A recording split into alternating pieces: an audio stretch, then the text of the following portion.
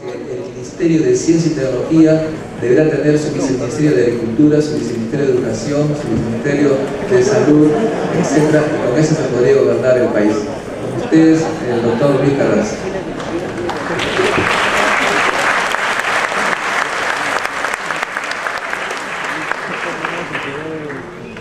Muy buenas tardes, muchas gracias por la gentil presentación y por la invitación a participar con ustedes de las conclusiones que se obtuvieron en CADE en el campo de ciencia y tecnología. Voy a contarles un poquito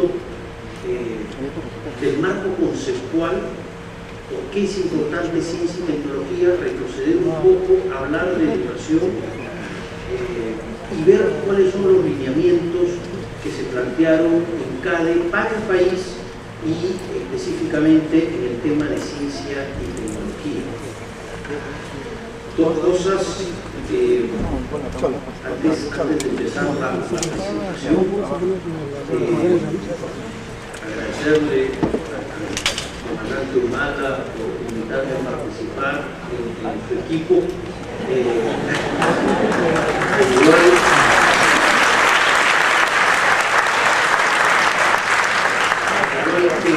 Modesto, le puedo comentar que todo el trabajo de CADE está colgado en la página web de PAE, está ahí para que todos los candidatos puedan sacar algunas de las ideas. De hecho, Modesto fue un factor importante en la mesa de ciencia y tecnología. Luego vamos a ver las 12 mesas que se trabajaron, y el objetivo fundamental es ese: proveer de ideas, de argumentos hacia dónde debe caminar el país. El segundo tema es que independientemente de quién gane la elección, creo que deberíamos tener un Ministerio de Ciencia.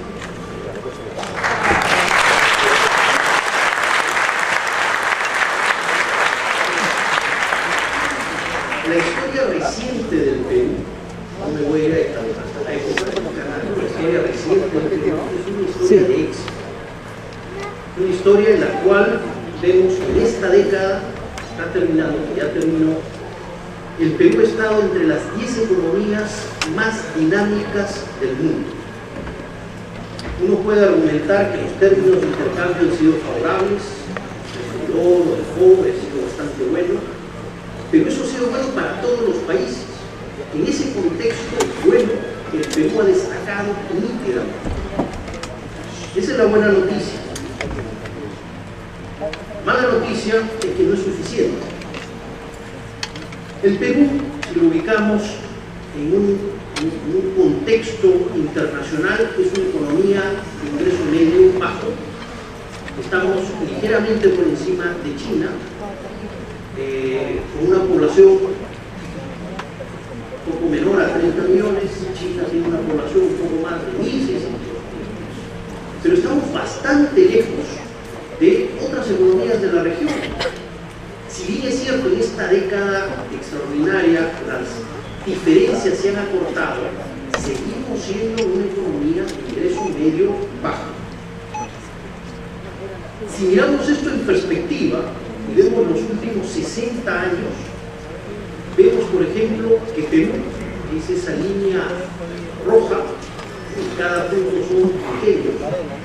Lo que vemos es que hemos crecido, pero seguimos estancados, no ha habido mayor cambio. Estamos en términos relativos muy similar a lo que ha pasado con Brasil. Brasil estaba un poquito por debajo de Perú en los 50, ahora está un poco por encima de Perú. Pero hay otros países, acá le he puesto un ejemplo solamente, Corea del Sur, que fíjense, en los 50 era casi la tercera parte de Perú. Y actualmente lo que tenemos es que Corea es más de 3 veces lo que representa Perú.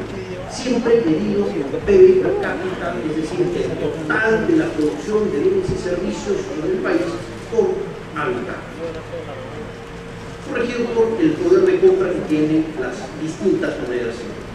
Entonces, como un país era la tercera parte de lo que éramos nosotros en los 50, logra, después de 60 años, ser 3 veces más de lo que somos nosotros hoy en día. Y ese es el reto. Fíjense ustedes, si nosotros a finales de los 60, hubiésemos mantenido la misma tasa de crecimiento promedio de estos últimos 8 o 9 años, años buenos, unos años malos, pero en promedio, la misma tasa, hubiésemos logrado el mismo nivel de Corea del Sur. Lo que nosotros hemos tenido han sido 30 años perdidos, más de una generación perdida. Y eso no nos puede volver a pasar. Tenemos que tomar acciones, tenemos que construir con este edificio, porque el proceso de crecimiento, el proceso de desarrollo es ante todo eso, un proceso. No vale comparar dos fotos, hay que ver la película y hay que entender que hay etapas que hay que pasar y hay que poner cimientos y luego hay que ir construyendo este edificio del crecimiento y del desarrollo del país. Si nosotros miramos qué está detrás del crecimiento de un país, la respuesta es la productividad. Y por productividad es qué tan buenos somos mezclando factores productivos, capital, tierra, trabajo, para sacar productos. ¿Qué tan buenos somos? Y lo que ocurre es que si no somos buenos en esto, lo que nos va a ocurrir es que nuestros productos no van a tener valor. Nosotros no vamos a poder producir demasiado con la tierra y con el capital y el trabajo. Krugman decía que la productividad no lo es todo, pero en el largo plazo es todo. Si nosotros vemos los distintos sectores productivos, lo que vemos es que minería es el sector con mayor productividad laboral.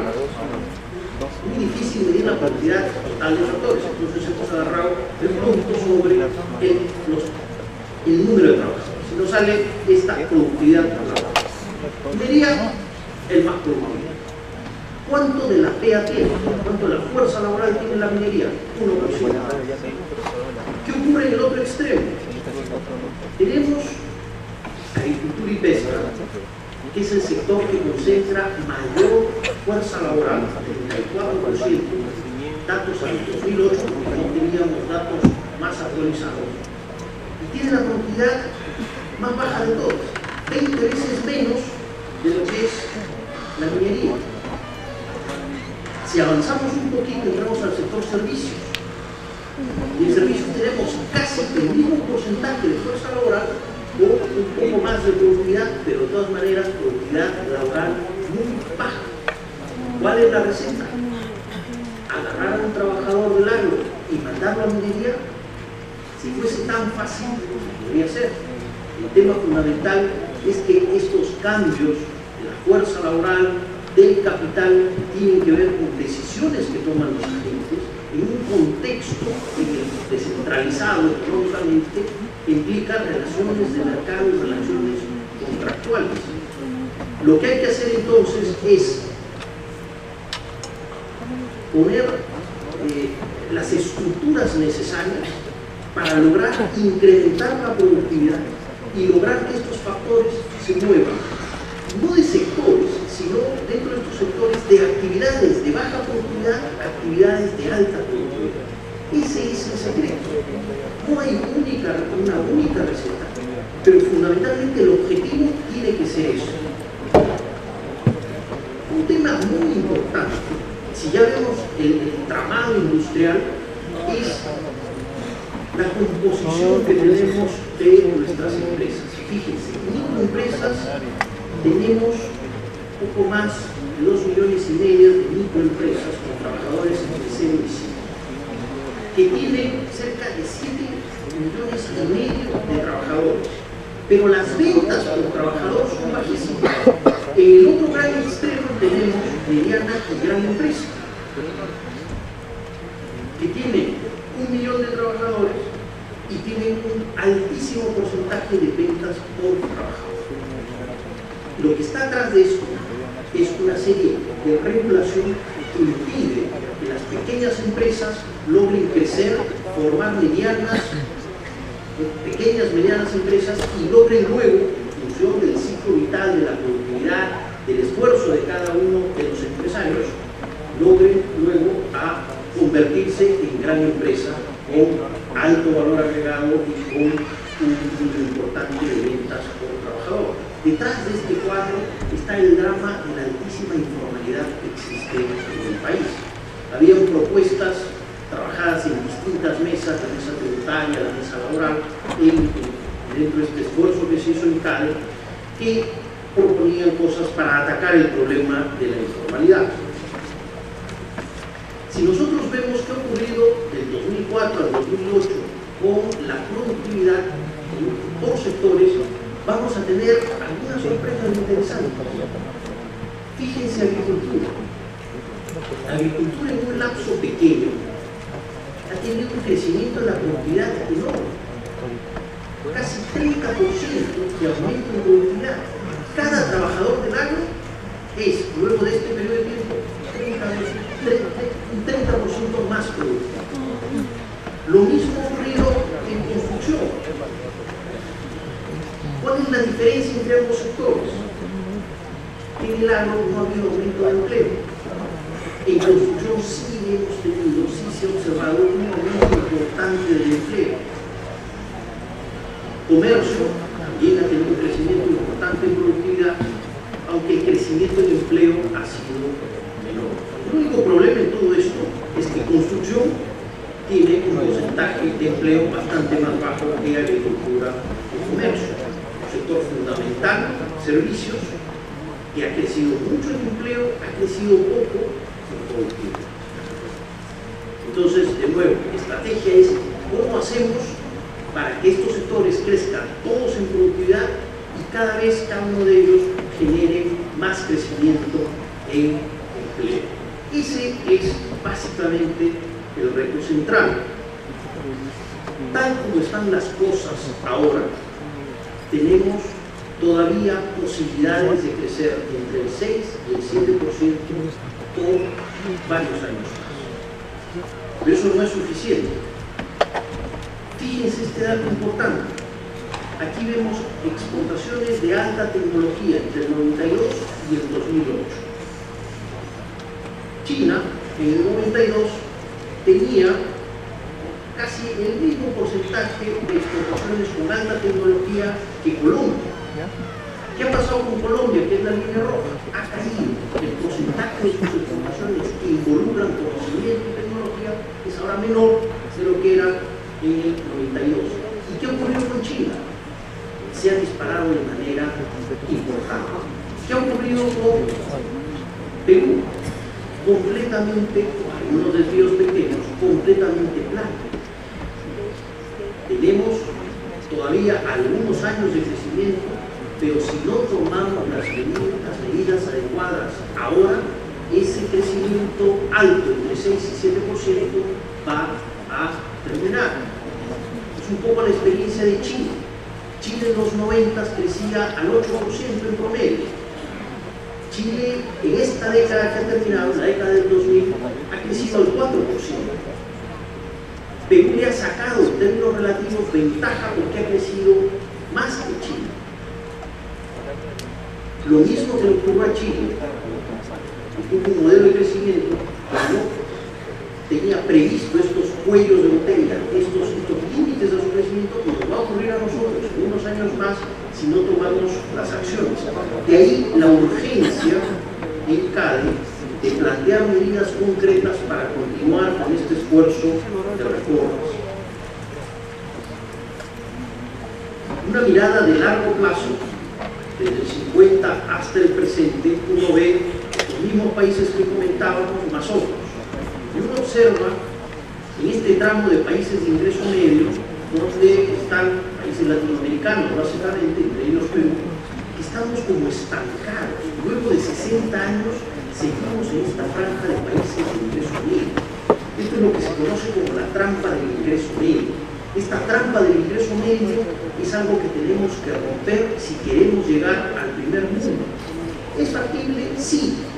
Dos ejemplos, Corea y Singapur, uno más exitoso que otro, pero al fin y al cabo son dos países que venían de ser países de ingreso bajo, rompen la barrera de ingreso medio y logran ingresar a la franja de países con ingreso alto, que es nuestra meta fundamental como nación. ¿Qué ocurre? Yo les comentaba que hay etapas y hay procesos que hay que respetar y hay que hacerse fuerte en cada uno para seguir creciendo. Y el objetivo es evitar caer en esta trampa del ingreso medio. La etapa 1, etapa básica, uno tiene objetivos, agricultura de subsistencia, va creciendo, entra a fases de aglomeración empresarial, tenemos manufactura de baja transformación, importante la inversión extranjera que puede entrar acá en los sectores transables. Luego tenemos una fase tercera de absorción de tecnología, donde empezamos a ver desarrollos no solo en industria transable, sino en industrias no transables. Y luego rompemos esta fase, este entrampamiento de ingreso medio, y entramos a fases de mayor creatividad y contenido de conocimiento en los productos. Y ese es el reto. Parte fundamental de este reto es educación y luego ciencia y tecnología. Vamos a caracterizar un poco este proceso de transformación y de cambio de las economías. La medición básica es el PBI per cápita. ¿Cuánto, ya lo habíamos comentado, cuánto se produce por habitante? Países con ingreso bajo, esto está ontológico, evidentemente el PBI per cápita es bajo, y cuando crece, evidentemente los ingresos de la población tienden a subir. Lo que uno encuentra entre esta fase de ingreso bajo o ingreso alto es crecimiento sostenido. Corea del Sur, Singapur, nos pudo pasar a nosotros, no ocurrió, y avance tecnológico en cada una de estas fases. Elementos fundamentales para que esto se produzca. ¿Qué cosa es lo que gatilla? ¿Dónde ubicamos el motor? Apertura de la economía e intercambio comercial. Este es el principal mecanismo para fomentar el dinamismo empresarial. ¿Qué es la competencia? La competencia es lo que genera que tengamos un uso más eficiente de recursos. Y esta competencia se da primero en sectores transables o en sectores de servicio que requieren alta tecnología y gran inversión. Pero lo interesante no es eso, porque estos sectores concentran poca población. Lo interesante es que esta transformación llegue a sectores no transables, comercio, servicio, y entre a sectores en los cuales la agricultura de subsistencia, por ejemplo, los cuales usualmente no entra la inversión extranjera, y genere esta transformación. Punto fundamental, la existencia entonces de competencia. ¿Qué hay que hacer? Eliminar barreras, fomentar la formalidad. Otras características importantes. En países con ingreso bajo tenemos poca libertad de precios. Hay excesivo control en precios. En países con ingreso alto esto se reduce bastante, hay mayor libertad en precios. Hay que ir eliminando controles. Institucionalidad es fundamental. Institucionalidad se produce, se genera y pasa de institucionalidad eficiente a eficiente por la calidad, independencia del servicio civil, fomentar reglas, patrones de comportamiento. Es importantísimo la institucionalidad porque hace las cosas predecibles. Nosotros tenemos que tener una estructura de probabilidades de qué cosa va a pasar. Nosotros necesitamos administrar y controlar nuestros riesgos. Nadie invierte, nadie apuesta con incertidumbre. Incertidumbre es cuando uno no conoce la estructura de probabilidades de los eventos. Y eso es fundamental, la institucionalidad te lo da. Salarios. Salarios es un tema central porque refleja los ingresos promedio de la población y de toda la población. No podemos poner los salarios o el objetivo de incrementar salarios por encima de los objetivos finales que nosotros tenemos. Por ejemplo, en educación, el salario de los maestros es un insumo, es un objetivo intermedio. El objetivo final es fundamentalmente la calidad de la enseñanza y que la niña aprenda. Creación de empleo. Se necesita fuentes de creación de empleo, o sea, incrementos artificialmente altos de salarios frenan la creación de empleo. Y si uno respeta los procesos, y uno respeta la forma como funciona el desarrollo económico, uno va a pasar de ingresos bajos a ingresos altos. Nivel de capital humano, igual, en países de ingreso bajo hay poco capital humano y hay alto capital humano en países de ingresos altos, es casi tecnológico. Y lo que es fundamental aquí es la educación.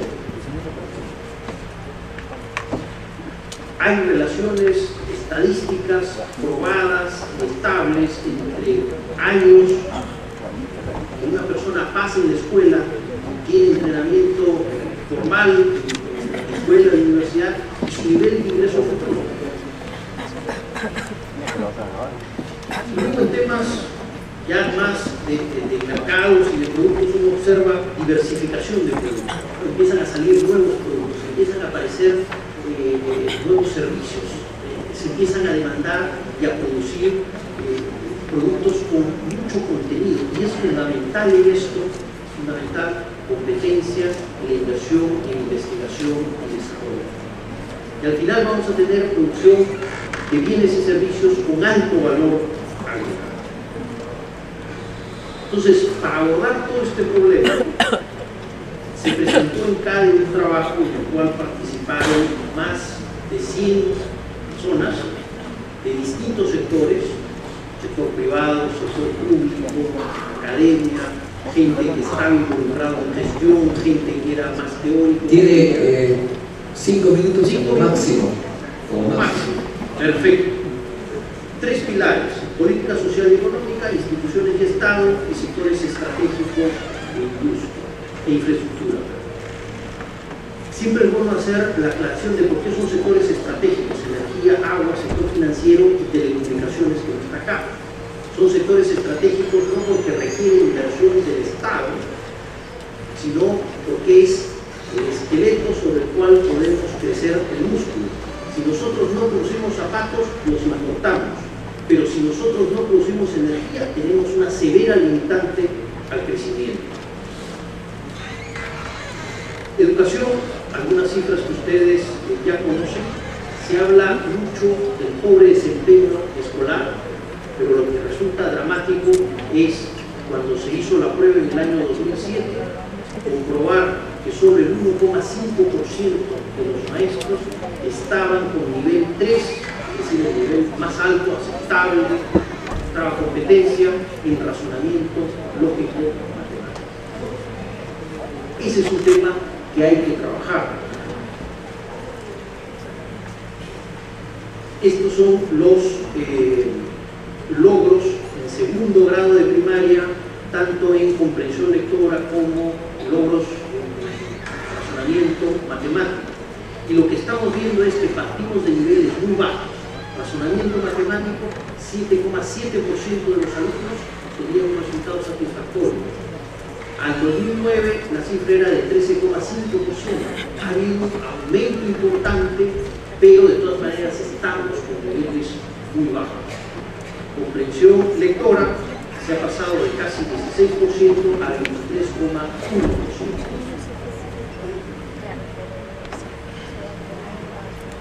La educación es el primer peldaño y el segundo peldaño es evidentemente ciencia y tecnología. Y lo que uno observa en ciencia y tecnología es un contexto en el cual la institucionalidad es precaria. No hay una cultura de innovación. Hay problemas por el lado de la oferta y la demanda. En el lado de la oferta no hay investigadores. Las universidades están como encerrados acá. Una frase muy simpática, una torre de adobe, estas torres de cristal, torres de adobe. No hay laboratorios y por el lado de la demanda no hay interés en empresas. La calidad es incipiente y hay una mentalidad de corto plazo. ¿Cuál es la clave para todo esto? Competencia en el sector de bienes y servicios, porque detrás de eso va a estar el interés del inversionista privado en gastar su plata. Siempre se habla de lo poco que se invierte en el país y nos comparamos con otros países que invierten mucho en ciencia y tecnología. Cuando uno ve la composición de esa inversión en Japón, Suecia, en Estados Unidos, uno lo que encuentra es el gran porcentaje lo hace el sector. Caso dramático es la inexistencia de masa crítica de investigadores en el país. El Perú, incluso dentro de Latinoamérica, tiene el menor porcentaje de científicos e ingenieros respecto al total de la población. ¿Qué cosas han funcionado en el Perú? Hay experiencias interesantes con fondos concursables, con Ricardo, FinCIT, centros de innovación tecnológica también tienen experiencias interesantes. Hay empresas que están empezando a cambiar de mentalidad. Hay una lista de alguna de ellas. Lo que viene haciendo la Universidad Canaria es impresionante. Hay experiencias también en acuicultura y agricultura en la selva de Iap, y uno observa innovaciones en servicios, finanzas, turismo, gastronomía. Pero no es suficiente. Las propuestas tienen que ir, y acá coincidimos con el candidato Humana, masa crítica de investigadores, ingenieros y técnicos. Eso es fundamental. Si no hay masa crítica, no podemos desarrollar la ciencia y tecnología. Este es uno de los sectores, no hay muchos, pero este es uno de los sectores en los cuales 1 más 1 es más que 2. La producción de un científico por separado junto a la de otro científico por separado es siempre menor a la producción de 2 científicos trabajando juntos. Y eso que se llama externalidad es algo que se tiene que aprovechar. Transferencia tecnológica, no estoy simplemente dando las conclusiones porque es un trabajo muy serio, estaba Modesto que estuvo involucrado en esto, pero hay mecanismos para vincular conocimiento y producción de manera efectiva. Es fundamental financiamiento, pero no solo es importante la plata, lo importante es cómo gastamos esa plata. Y nosotros los peruanos tenemos muchas historias de lo mal gastado que hemos hecho con nuestros recursos. Se hablaba de ese 6% que se requiere para todo el sector de educación y ciencia y tecnología. Más importante de llegar a la meta de 6% es encontrar los mecanismos para que ese 6% esté bien gastado y tenga impacto real en calidad de enseñanza, que comprenden nuestros niños y en la generación de conocimiento en el país. El marco institucional y de políticas es fundamental. El Estado necesita tener un rol facilitador y promotor en una serie de mecanismos utilizando el canon de las universidades públicas. Hay que institucionalizar el mecanismo de fondos concursables y una fundamentalmente promoción de cultura de la innovación. Muchísimas gracias.